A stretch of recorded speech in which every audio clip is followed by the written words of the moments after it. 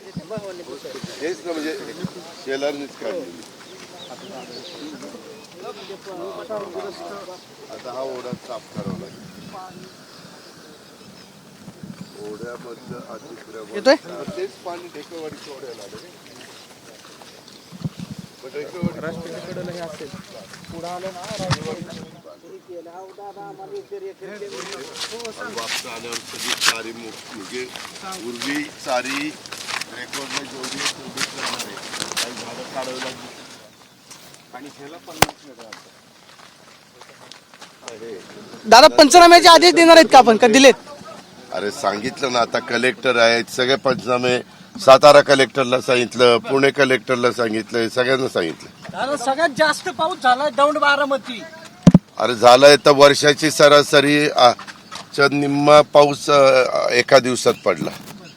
7 म्हणजे बारामतीतले आतले आकडे 7 इंचाचे. आपली सरासरी 14 इंचाची.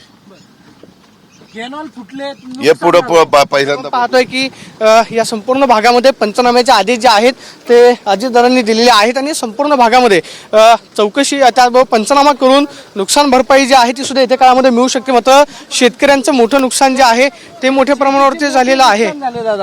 शेतीचं नुकसान झालेलं आहे त्याचे पंचनामे आम्ही करतोय.